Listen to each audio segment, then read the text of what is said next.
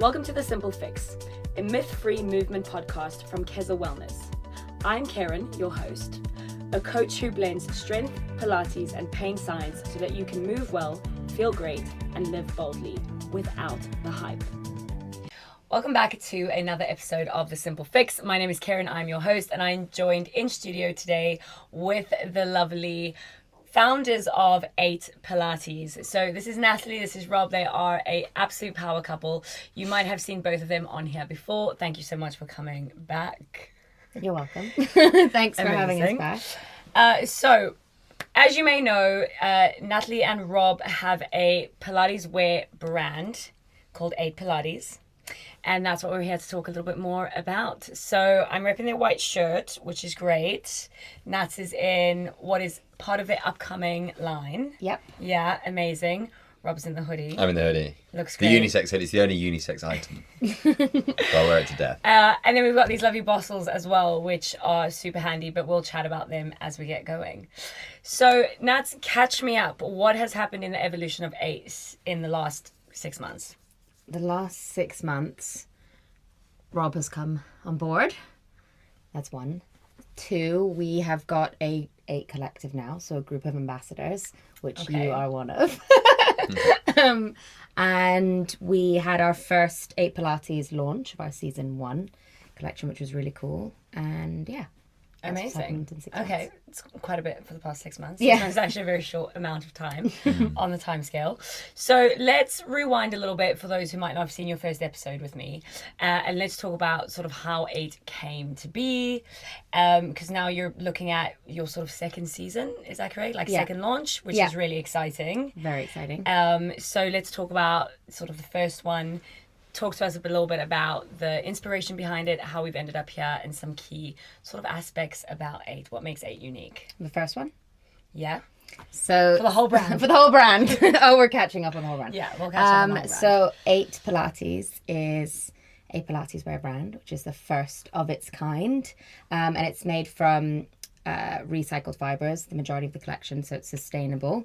And it is at the moment just women's wear, apart from our unisex hoodie. Small batch production, which keeps the waist low. And yeah, what else can you add? I'm just the systems guy. Yeah, I mean, I think it's the first Pilates wear brand in the world. I think there's a massively growing market in Pilates, and I think quite rightly, everyone that does Pilates is part of that community, feels like they're part of something unique and different and special. And as a result, they should have clothes that feel unique and different and special for Pilates, not yoga wear, not active wear, but something specifically for Pilates. So that's why it exists. Amazing. I mean, I 100% like Pilates just blown up. And I think you're right, like being lumped into just sort of this like active wear space. I mean, it's not quite right? And like we really do have such a buzzing community and just so much potential within it. So I think it's a very, very interesting space in the market. And I mean, as a Pilates instructor, I benefit from it, right? Like it's fashion forward, it's really stylish, really comfortable, really sustainably sourced, as you said, which is great. You always want to feel good about who you're supporting as well. So what got you, I mean, Nats, you're a Pilates instructor, so this is why we're also sort of in this industry, but you didn't start as a Pilates instructor, you started just in the fitness world. Yep, well actually I started in the fashion world, and I had my own upcycle denim brand. Nice. For about 5 years from when I graduated, and then COVID hit, so that's when I took up fitness professionally, but I had been doing a ton of classes basically since I was a young child, and was very into my fitness, and then got qualified, so started with PT, and we did the home fitness plan in lockdown. So this is basically, we've got 2020. Yeah, 2020. We were at Rob's mum's house in the Midlands. Nice. And we were like, oh my God, what are we going to do? Because we used to go to F45 together. We're like, what are we going to do? We can't do our classes. So we decided within the first week of lockdown to make a month's worth of workouts and recipes because Rob's page was focused on food then on Instagram. The chef. Yeah. The chef. So Lean Student Chef. Lean Student Chef. So we did a whole. That was my page. Yeah. So we did a whole plan in a I week. feel like I followed you before I knew who you were, to be honest. Now that you say that. Yeah, you might have done. Lean Student Chef. There weren't many photos of me. It was mostly food. I was anonymous back then. To think. No, you weren't. You still had bits of you. No. Yeah, a little bit. It's a weird. Yeah. So then did that. We did that together. Then came back to London, got properly qualified, and then I started something called Body by Bunny, which was a method that I had created, which was basically a sculpt class, but years ago, before kind of sculpt was a thing here, anyways. And yeah, started building my community. Amazing. Body by Bunny. And then decided, okay, cool, I want to bring in this newfound sort of fitness space Yeah. with my fashion. After a few years, I basically got into I was missing designing. Okay. So I was like, what can I do now to merge my two passions? And then started my 8, and then realized I couldn't do both at the same time. And as I thought I could, because the branding was different and it was like quite difficult to run 2 businesses at the same time. So one of them had to give at that point. Yeah. So it was Body by Bunny, but it's still with me. And now, yeah, we're on 8. I think it's always nice to like look back at how like one thing has built to the next, is built to the next. You know what I mean? I think we get like, especially when we start off with something as like young entrepreneurs, we're like, this is going to be the thing. You know, like I have this great idea and it's the thing, and this is the name, and this is the branding, and this is it, and this is it.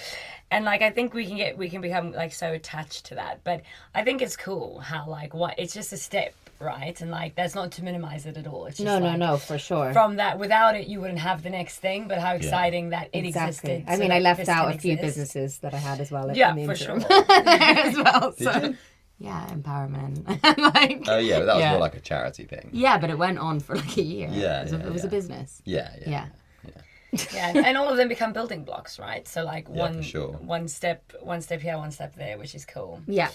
Okay, so if I have no idea about what the terms are, so 8 is a fashion forward Pilates wear brand. So explain that to me. Fashion forward just kind of means that we think about fashion and style as well as functionality. It's not just about being functional, it's actually about looking good too. Fab. Okay, great. So basically I can expect to want to wear the pieces outside of the studio as well. Yes, basically it's to take you from the studio, I mean, people love to say this, to the street, or like on, you can carry on with your day by adding like a little blazer or something if you needed to. And nice. Yeah. Nice. Okay. And talk to me about sort of like, so obviously the first drop, it was a lot of like greens and blues. Yep. Yeah. And is that just because is that like your kind of favorite colors? How do we get to that being the color palette? I actually played around with the colors for a while, and I started off with, because if you saw my denim, the fashion that I came from, it was very, very out there. Okay. And quite funky. So at the beginning, I don't know if you remember, I started off with a bunch of colours like pinks, reds, blues. There's like tons, in a blocky sort of sense, that it's the same way as it is now. And then kind of after sort of workshopping it, talking to a bunch of people, I got a lot of feedback to say that maybe I should tone down the colours a little bit for the beginning. Okay. So I did then look at one of my favourite artists. Okay. And took a painting from Hilma af Klint. And then, yeah, that's where the colours came from. Amazing. Amazing.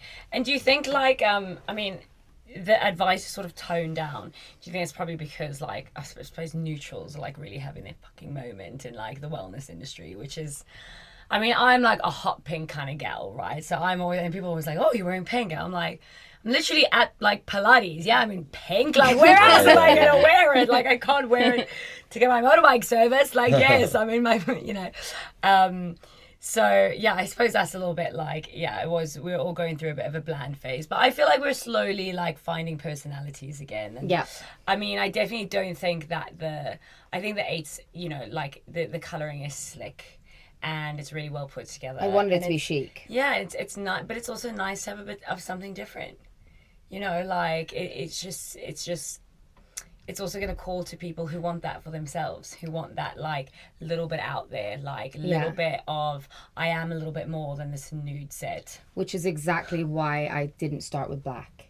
Amazing. So a lot of people did give me feedback, why don't you start with black? Okay, because black is safe as well, right? Yeah. Like, especially as a workout color, because anyone who's worried about like sweat or anything like that, or even just like, you know, just like daily life. If I'm going to be in leggings for the whole day, if I'm going to be in trousers for the whole day, and like I'm going to be doing multiple things, I'm worried about them like getting marks on it, whatever. Like it, you know, a darker color is like, okay, cool, let's go for it. Yeah. So I guess, yeah, if I was about to launch a line, I would want to have it in black, just in case. But I like that there's reasoning behind not going for that. Well, I didn't, because coming from a design background and like starting off as a designer, I wanted to make sure that I had a bit of my design sort of identity in there, and that's why starting with black didn't feel like natural. Feel right. It didn't feel natural, didn't feel right.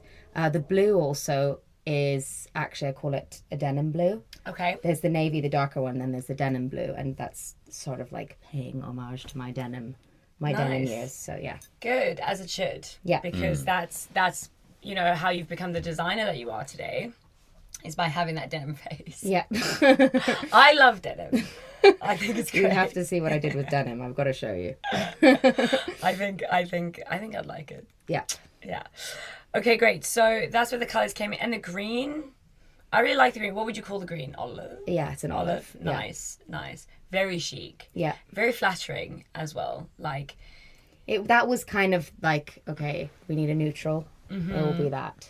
Okay. That was. I feel like it's quite forgiving on many skin tones as well, which is nice, because there are some brands out there where even if like I really like a piece, they've chosen a color palette that like for my translucent coloring she can't do, like, and it's just a shame, you know what I mean? It's a shame for me.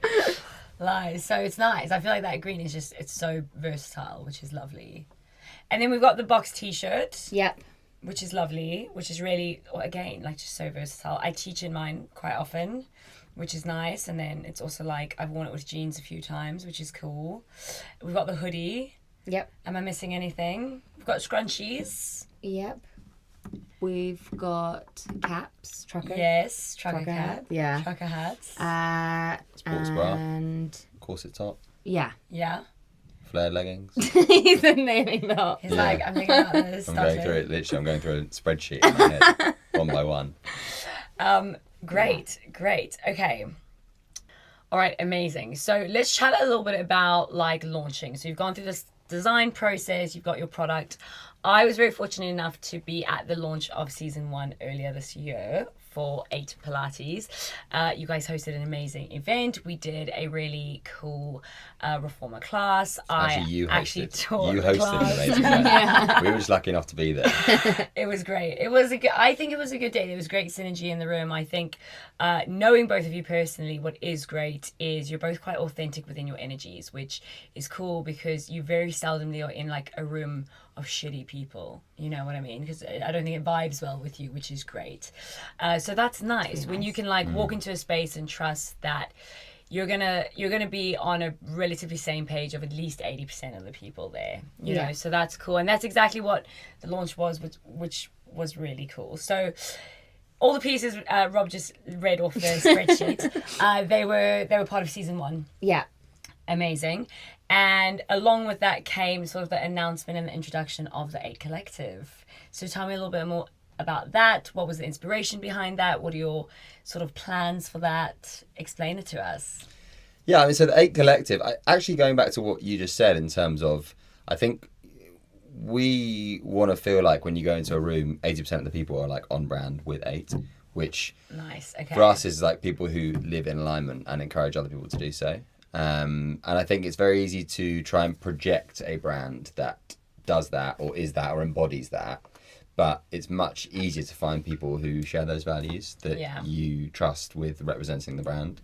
And the 8 Collective are basically 8 of London and kind of surrounding areas, 8 of the top Pilates instructors that we could find after doing a huge amount of research and There are through a many lot, out and there. Yeah, there's a lot of Pilates instructors, and there's a lot of good ones as well. Yeah, of course. Of course. And you know, some people might not be quite in alignment with what we're trying to do. You know, it might be that some people's kind of social presence is a lot more like flashy, showy. It might be that some are a lot more like technical, but we're trying to look for people who are just living a bit of a balance of both. So people who are like clearly enjoying their lives, but are really good at what they do, know how the human body works, know how to teach Pilates, and as a result are the kind of the target audience of what we've created at Eight Pilates, which is a Pilates wear brand that helps you to live in alignment, and the whole community around the brand, not just what you're wearing, needs to represent that. So that's what the Eight Collective stands for, really.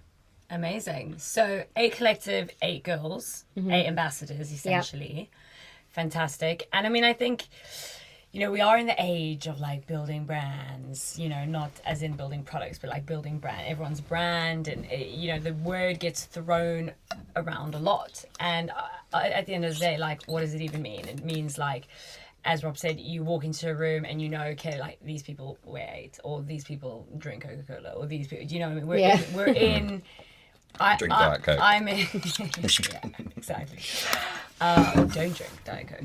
I'm in the right place. Yeah. You know, and like I think starting with that, I think a lot of people would look at it and be like, let's try and create something successful, and then let's try and figure out like what that looks like, and then let's try and figure out like what the group of people that like this looks like, and then whereas like really just committing to being like, this is what we want to create, this is what serves me at the core. We want these values. Let's start here. I mean, it can only bring more of the same. Yeah. Which is great. So that was season 1, right? That was your sort of like OG pieces. I'm sure you've been really busy since. Yep.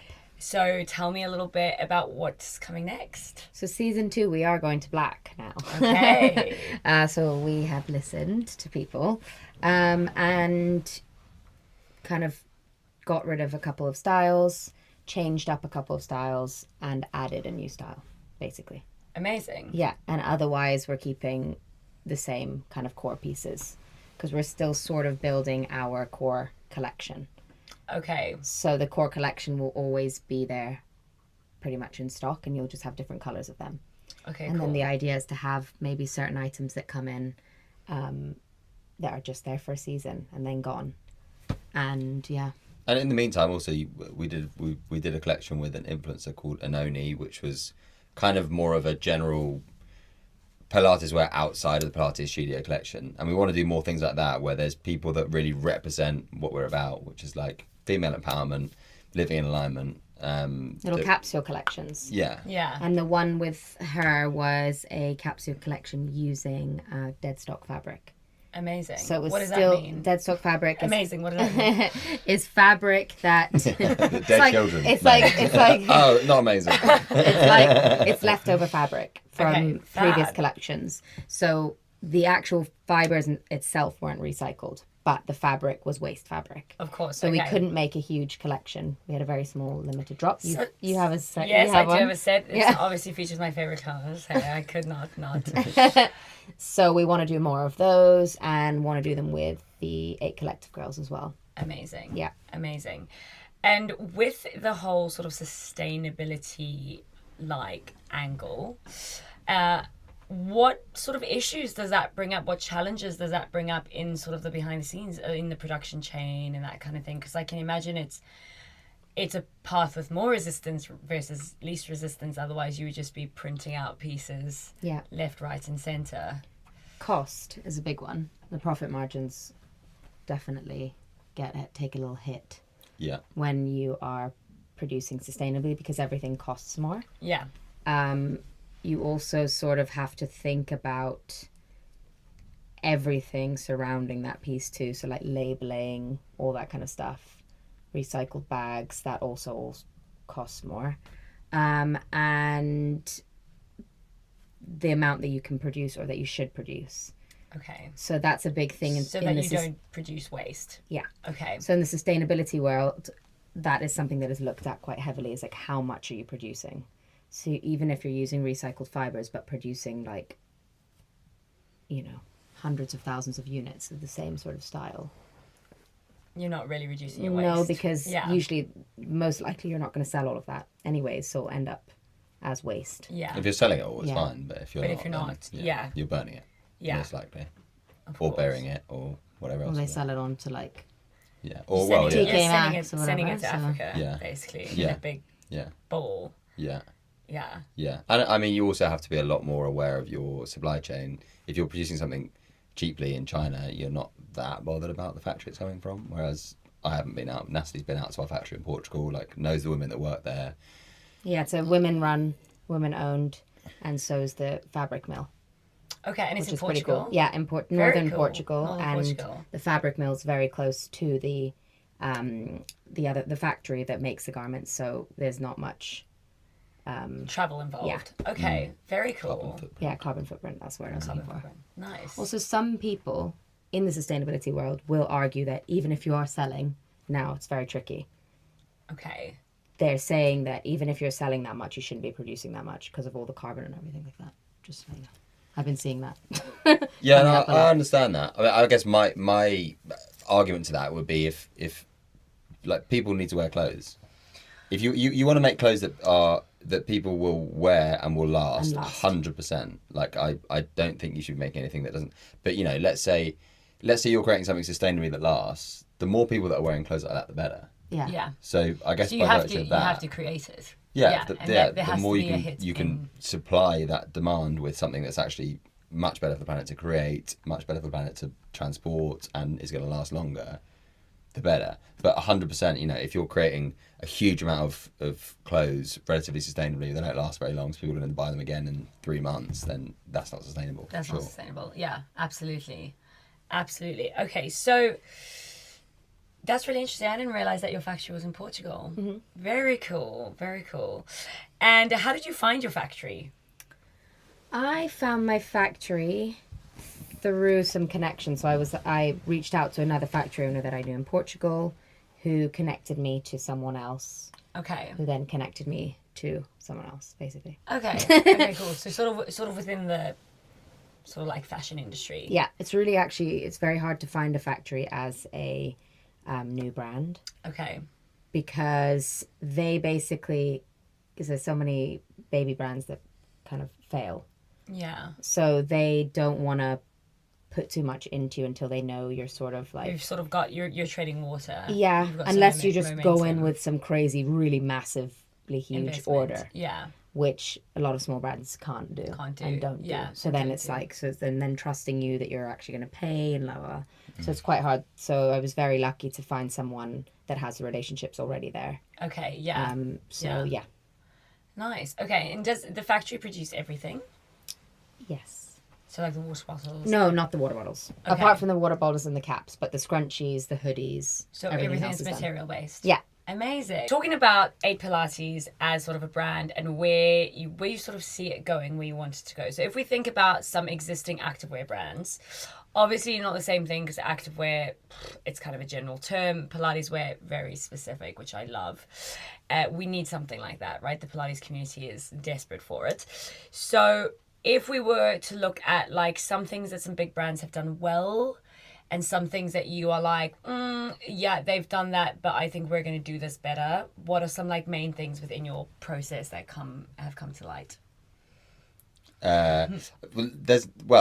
The fact that there are so many really big successful brands means that there are so many really big successful brands that have done things really well. Yeah, absolutely. I think probably in, I guess the sort of Pilates sphere sits probably closer to yoga than it does to track and field. Yeah. Let's say. So like, Nike started off as a running brand and now they're a massive global activewear brand. Yeah.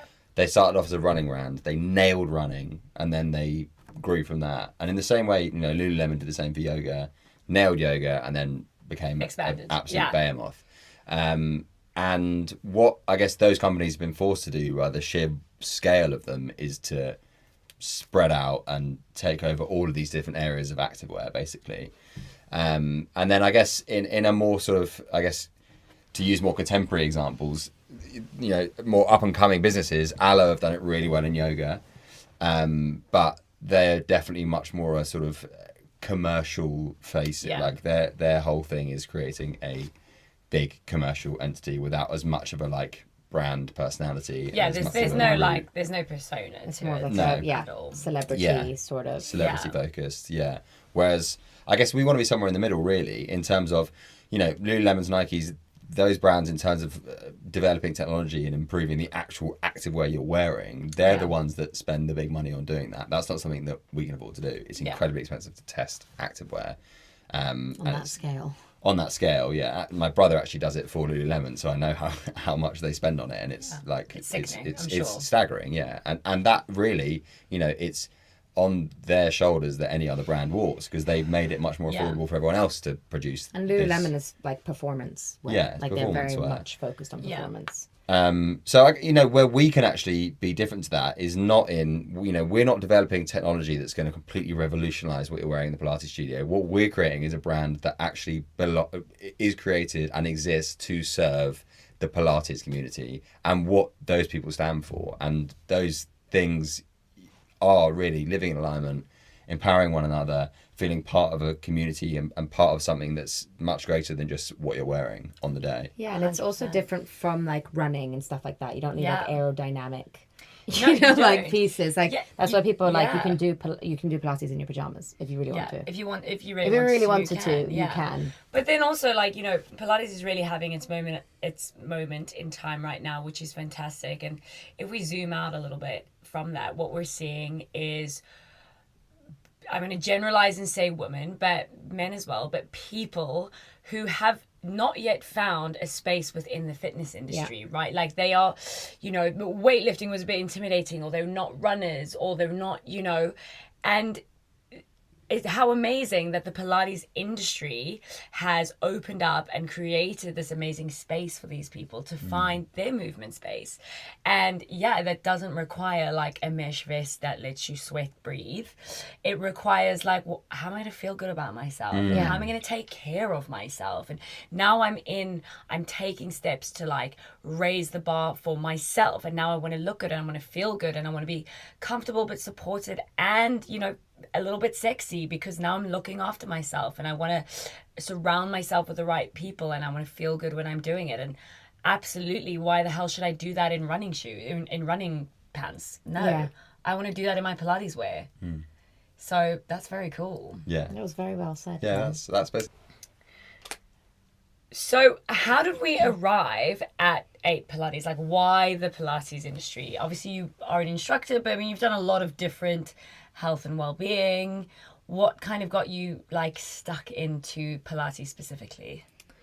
Apart from the wonderful practice that it is, I love the community that it brings together, and also there's sort of a lifestyle associated With to it. with Yeah. Pilates. That is one that resonated best with me out of all the different types of training Yeah. group, or like I also think it's one of the most inclusive, right? Yeah. Like, if you come to a Pilates class and you're like traditionally a runner or you're a weightlifting gal, but you want to try this out, we're like, oh my God, welcome! You're going to love it! Yeah. Like, you know, it's going to help this and it's going to help that and blah, blah, blah. Whereas, like, when things are the other way around, and I mean, I know I'm generalizing, but there's a lot of stigma. Like, you only go to run club when you're fast enough to run at Yeah. run club. You know, it's like, there's all a little bit of that. Whereas I feel like Pilates it's quite accessible, Very. which is nice. totally, or like CrossFit, for example, is quite a Yeah. difficult one to just just jump in when I'm just one pop class. into. Yeah. Yeah. It's quite hard.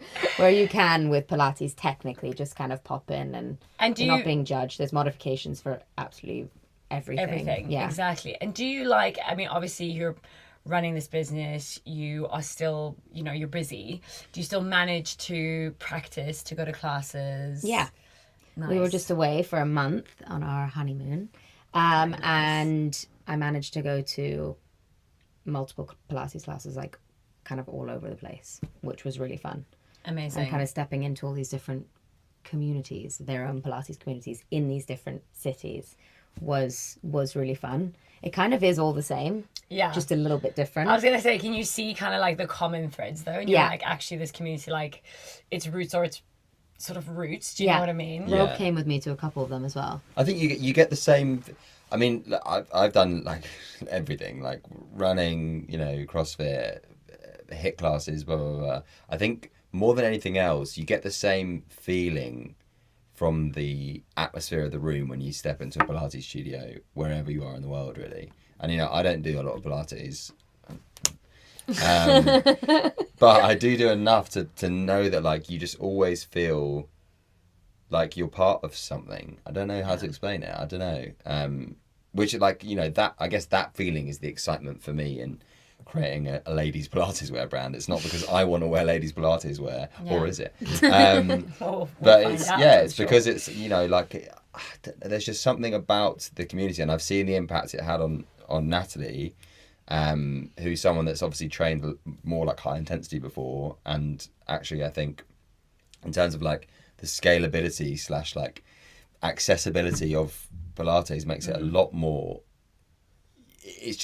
I know it's going to be so big. Yeah. And it already is pretty big. So it feels like a really exciting space to be in, and an exciting energy to be a part of. Yeah, amazing.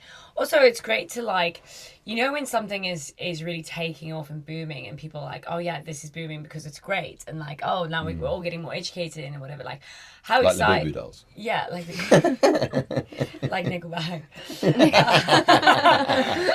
You know, you're like, everyone's like, how do we enjoy this? And what I love is, like, you guys have gone, okay, cool, like, this is so great. How do we make it better? Like, how do we bring that additional element serve it more, to it? How do we serve it more? Like, how do I take something that is such an, like, intrinsic part of my life, and I'm going to marry in my passion, which is my, like, fashion and design, and I'm going to create something for this incredible space. I think that's really, really cool.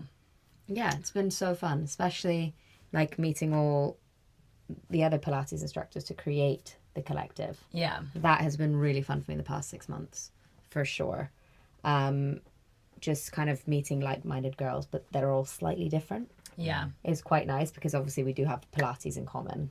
Yes. Even though we might all have different styles within that teaching, I think it's quite nice that it's becoming more of something that's accepting different versions of it. Yeah, 100%. Which I like. Not everyone likes. Yeah, I mean, look, with the whole sort of, like, there's so much discussion at the moment about, like, traditional versus whatever. But every industry needs to, like, there needs to be evolution. Yeah. Right? And, like, of course, how exciting for the Pilates world that there is now all this interest, and actually, like, nothing is that new. So, like, it's just people coming in and being like, what about this, and can we change it like that, and all of that is, like, it's great, it's welcome. No one's trying to rewrite the book. Like, no. It's cool.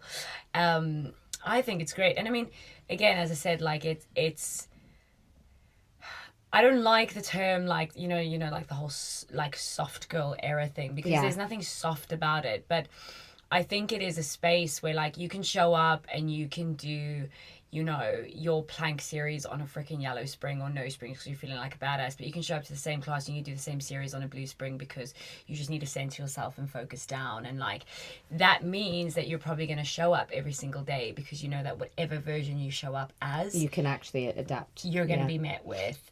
And it means that, like, you're going to be centered when you need to be centered. You're going to be challenged when you're ready to be challenged. You're going to grow when you're ready to grow. But you'll always have a space. And, like, that's amazing. And it's incredible that you feel that as you move from place to place as well. Yeah. Okay, so Eight is obviously UK born, because this is where you are. Yeah. Where to next? Watch the space. Watch the space. Yeah. No, we do have an idea about watch the space. Okay, okay, no problem. Interesting. I always just want to know. That's fine. Whatever. Okay, so let's talk a little bit about sort of trends and shortcuts that brands make within sort of, I mean, we've spoken a bit about the sustainability thing. I think that's one of the biggest ones, right? Like, if you want to do something cheap and nasty, you can get it done cheap and nasty. Fast. Fast. Is that a thing time-wise? Like, does that ever make you sort of like, oh my gosh, maybe we should be doing this a quicker way? Do you ever get that way? Or no. You're just committed to the messaging? Not me, because my denim brand, everything was handmade. And so it was very slow. Yeah, so each piece, and we would actually record and write down on the label how long that piece took and how many processes it went through. So I kind of love craft, Okay. because I actually specialize in in embroidery Okay. at university. So, and I love it. So yeah, for So me, you, it doesn't. it really is about the process.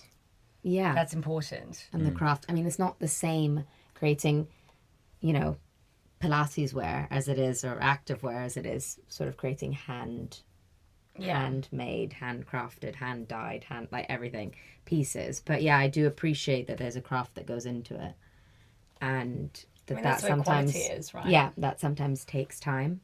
What about you? Well, yeah, I What's think it for that you? that's in terms of the actual like creation of the products. I think also in terms of building a brand, like it's very difficult to build a brand that has any sense of heritage unless it takes some time.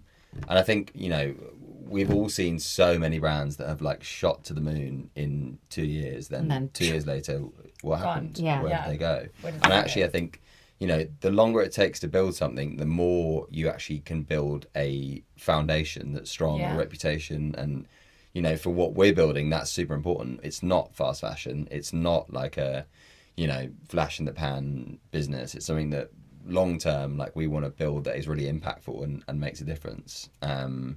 And in order to do that, it kind of takes time. I kind of say the same thing with like my online PT clients, that, you know, if you want to build something that lasts long term, the easiest way to do that is to take a long time to get there. Yeah. Because then you've done it in a way that works for you, and you found ways that work Sustainable, for you. you can and actually keep it sustain up. Yeah. Yeah. Yeah.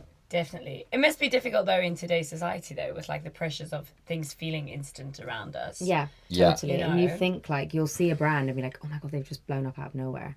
Sometimes you look into it and be like, well, more often than not, oh my God, they've been around for 15 years. Yeah. It's just they're having their moment now. And that happened with Aloe. Aloe has been around for over 10 years, I think. And people think it just... It just popped But up. Aloe's Yeah. also raised about $400 million. Like Yeah. you can You can do a lot with that. you do a lot with can't. that. Yeah. You got bigger problems. Yeah, exactly. And that's, you know, that's the thing. It's like, do you want to build something that's serving VCs Yeah. and serving I mean, at the investors, moment, or do you want to build it's something just that's the two serving of you. the community? Yeah. At the moment, it's just the two of you, We which can is make it if we try. which is super inspiring. You know, I mean, as any entrepreneur will know, like doing it by yourself, like starting the startup or whatever. Obviously, it's great when you get to the point of investment and raising cash and, you know, getting people on board and whatever. That's super. It's amazing. As I said, we hope to all take, but I mean, nothing is better than like nothing is dearer than when it's literally just you guys just Yeah. plugging on.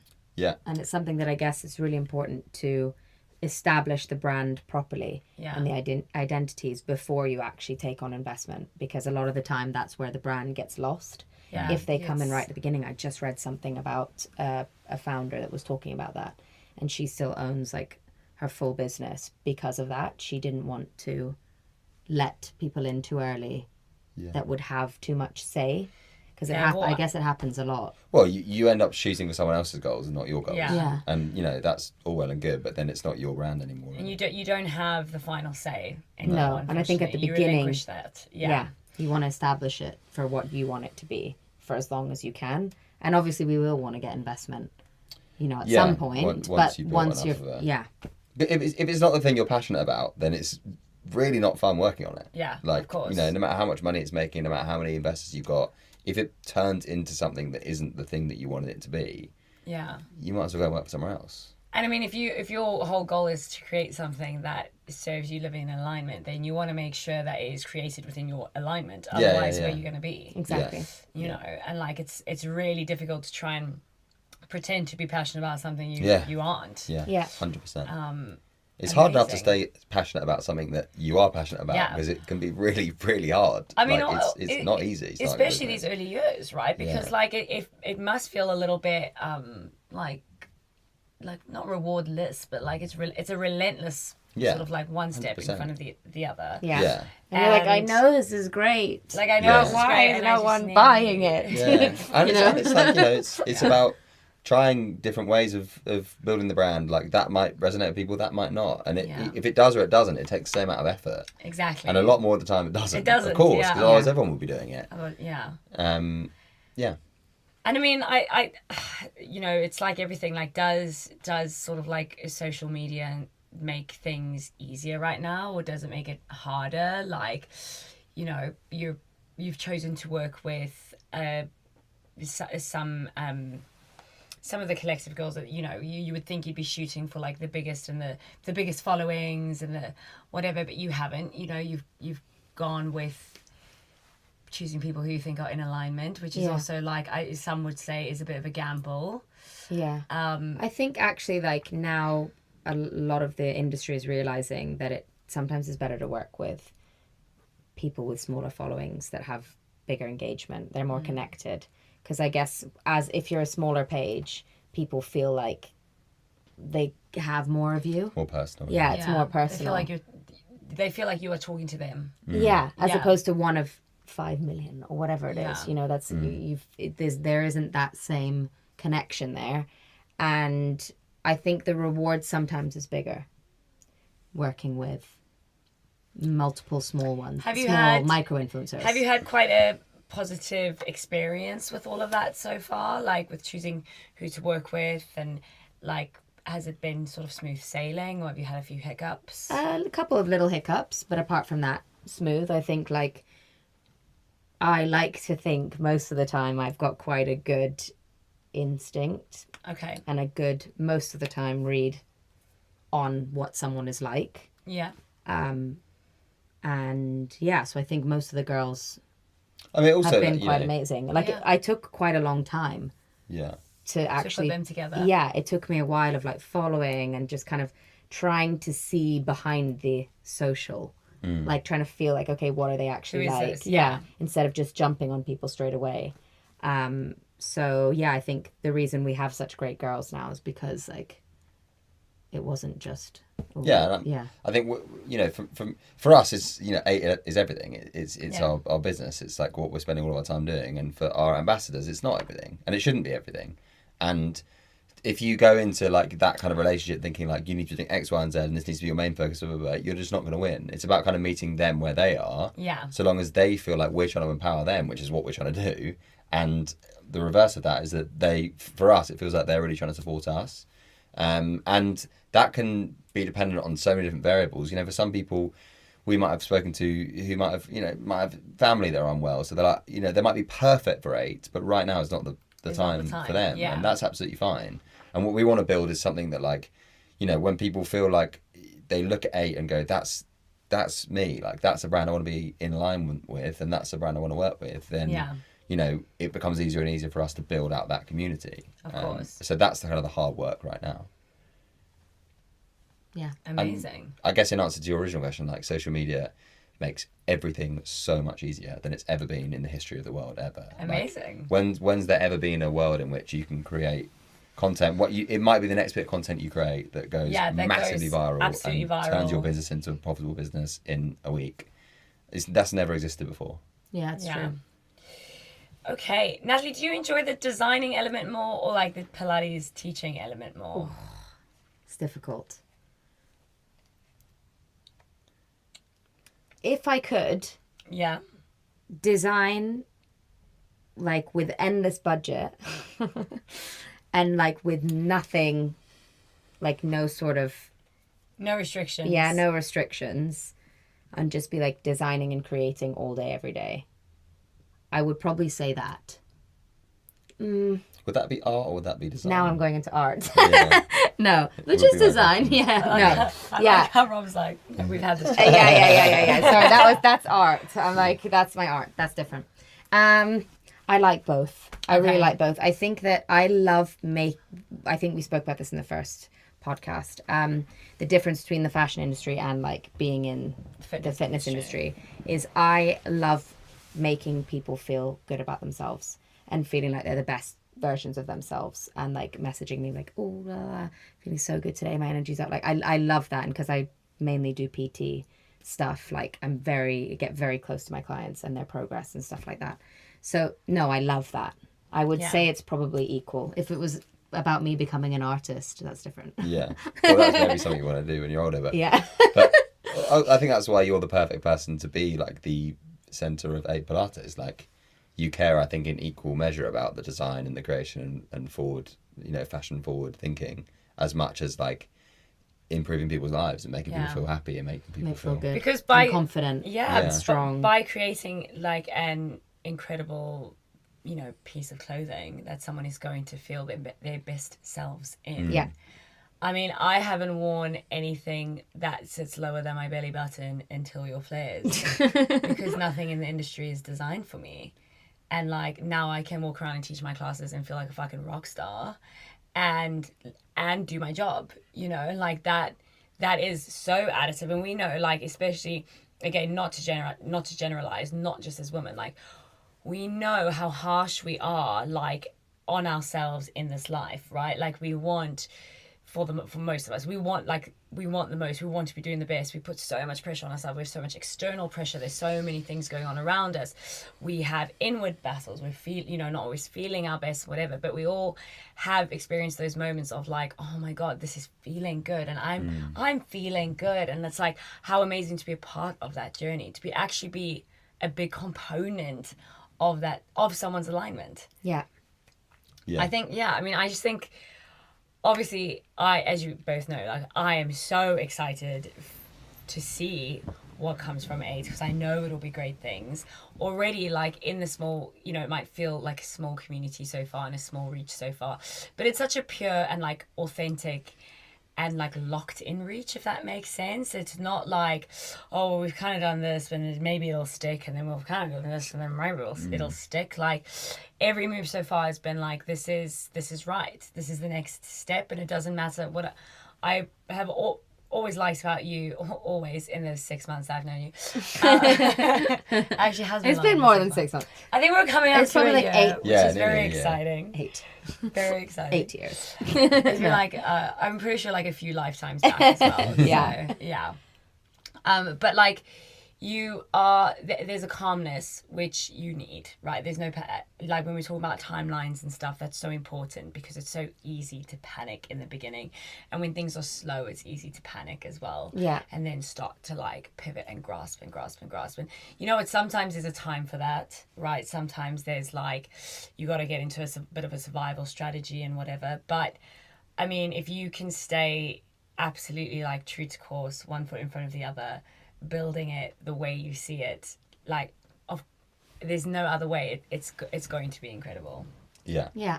And I think It also will. like throughout that, doing things like the YouTube 8x8, so we have 8-minute Pilates videos you can do from home. Amazing. That come from obviously Nathalie and will come from the rest of the 8 Pilates community Rob's as there. we grow. And I'm just clapping, applauding. But like, we have our alignment journal every month, which is basically just a monthly kind of check-in with yourself and things that we've learned over that month in the industry that are, seem exciting or seem potentially helpful to our customers. Like for us, it's all about doing as much as we can to build something that is there to help you live in alignment, not just like come and buy our clothes, because that's boring and that's not meaningful for us as founders, and Of it's not course. meaningful for our community. So it's really exciting. Yeah, it's so exciting. Amazing. Okay, so YouTube. Yeah. Yeah, so we've got some 8x8 workouts coming up there. Yeah. Amazing. We have a bunch, but it's just been restarted after a little small break. Nice. A little interlude. You need to have the interludes to see and check in. Yeah. Yeah. Nice. And it's evolved and adapted, and it's like it's closer to what our customers want than it was before. So Yeah, amazing. Yeah. Fantastic. So that is because Nat, you're also a reformer instructor. Yeah. Which is very exciting. Yeah. Nice. The reformer is so fun. And hopefully something coming soon on Something your coming soon. side. Okay, so let's talk about what is to come. So season 2 Yeah. is on its way. Do we know when season 2 is to be expected? Yes. The 8th of June. Okay, so 8th of June, launch date, 2026. 2026. Yeah. Amazing. Yeah. So a few months. Amazing. And that's going to be mostly the black collection? Yeah, just the black. Just the black. Yeah. Okay, amazing. And you're wearing one of the new tops. Yes. one of the new tops? Yes. Is that the longer one? Amazing. Yeah. Yeah. I love the straps. It's one of my favorite things. Thank on you. the So I kept the designs. same straps Yeah. from the How tall From can the you get? corset. Can you get above the table? Yeah, there you go. You Yeah. gotta stand up on the couch. Yeah, gorgeous. Yeah, it's very flattering. It's a fitted fitted It's so little tank. comfortable as well. Do you know the broader strap's such a game changer because they're just comfortable the whole They don't day. dig in. They don't dig in at any point. And when you lie down, like when you're moving around, Yeah. there's nothing like Pinching you. pinching you and Yeah. like you don't have to do Pilates in trousers with fucking zips on them anymore, guys. Go buy Pilates wear. Like, honestly, I've even worked at a few studios where we've had to send people away if they've got like the little zips on their leggings because Oh, it no ruins the way. machines. I never thought Really? about that when you've got like When little you've got, running. like, Yeah. yeah. So, you know what? Honestly, we need it. So, studio owners, if you want to house some very, very specifically Pilates wear, you better get in line and get in touch. Okay. Guys, thank you so much. I love chatting about Eight. I love chatting to the both of you. There's always so much energy in the room, which I appreciate. I cannot wait. We will check in, I'm sure, possibly just before the launch. We'll chat more about what the collective has been up to up until that point. Yeah. Awesome. Thank you so much. Thanks for having us. guys, Yeah. watch this space. Bye. Bye.